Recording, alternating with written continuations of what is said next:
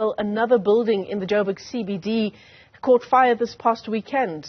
It happened at a residential building on the corner of Merwe and Klein Streets in Hillbrow on Saturday afternoon. And it comes 4 days after another fire at the SARS building on Rissik Street. Now, last month, you'll remember, at least 77 people died in a separate fire in Marshalltown. And all of this has brought hijacked and dilapidated buildings into sharp focus. There are calls for government to urgently intervene. Let's unpack the story. We're joined this morning by the CEO of the SA Institute of Black Property Practitioners, Kululwa Muthwa. It's great to talk to you. Thanks very much for coming on to the program. So, yeah, another fire at yet another downtown Johannesburg building and another fire at another residential building in the CBD. What's going on? It's really concerning. As you have highlighted, I think it has brought, to the fore the concerns with the bad buildings, or rather the hijacked buildings in the city of Joburg. Now, naturally, we've read from the news yesterday that the cause of the fire from yesterday's burning building was a stove in one of the apartments in that building, which, are things that naturally happen as accidents, but it still then does not relieve our concerns on the fires that have been breaking out throughout the city in the last month. Yeah, so that's 4 fires in the space of 3 weeks, and as you say, accidents do happen, but are we at this stage considering foul play?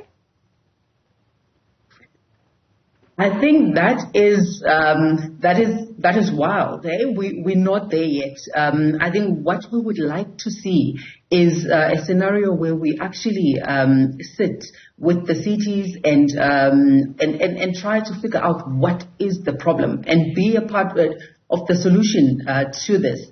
We would hope that it's not foul play, because if it is, that would really be irresponsible. Because, we know that we are heading towards, national elections, and, we would hope that that is not the case. But our concern is in the management of the bad buildings, the ownership of the bad buildings, the safety and health issues in those buildings, and the threat that it has, to the livelihoods of the practitioners that are investing and owning in the city.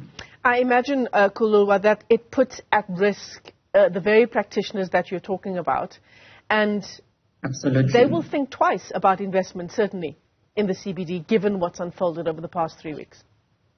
Yes, and that is our, at the heart of our concerns, because we do want to see investment happen in the city. The cities are thriving, because we have got people coming from all over South Africa, outside of South Africa even, and the cities are, the bases where they found themselves and then spread out to the rest of Johannesburg. So when these things happen, it makes then the city a less attractive investment, and that compromises the value and the investments that are already in the city, and that threatens the livelihoods of the businesses that are doing, good work in the city. So that is at the heart of our concern, and hence that is why we want to be a part of the solution, because some of our members have put in a lot of money, building portfolios in the city over a lot of years. And the potential is there, right, in the Joburg CBD, and we see it in some parts of the CBD. There are blocks of flats that have been repurposed. They were previously commercial buildings. They've now been turned into flats for students, for young professionals. And there are really these pockets where the CBD is flourishing. We've got markets on a weekend. We've got coffee shops, these trendy restaurants as well. That's what we want to see for the rest of the CBD, right? Absolutely. When the cities are, thriving, everyone benefits. Everyone is a winner. And you're speaking about students coming in. Those are, children who are sent from homes that are struggling to raise that money because they want them to have a better future. And now suddenly they are threatened by what is happening in our cities. So yes, we want the cities to be thriving because when that happens, the economy benefits and everyone really benefits. Yeah. I mean, there are parts of the CBD, as we know, Kululwa, that are just no-go zones. It's just not safe to even walk down the street of some parts of the CBD. And that's not what we want, right? For the City of Gold, for Johannesburg CBD to have that kind of reputation. So we know what the solution is. We know what needs to happen. And yet we're sort of slow in the uptake. You know, government is slow. Perhaps we can blame some of the corporates for not coming to the party as well. Why are we so slow in getting to that position that we want to get at, where we've got a thriving CBD that is attractive not only to investors, not only to overseas visitors, but to residents as well? We've seen this, a couple of years ago where the CBDs were, we saw what we would call the migration of big business from the CBDs because of the crime and grime, in the CBDs. And we then saw efforts from the cities rebuilding the CBDs. And we saw some of these, I know that the big banks, literally came back to the CBDs, and now we are worried that we'll see a reversal of, that attraction back to the CBDs, and we need to sit around the table with the cities, and figure out how do we solve this problem. We know that there are efforts that have been put in and investments that have been made, into the city.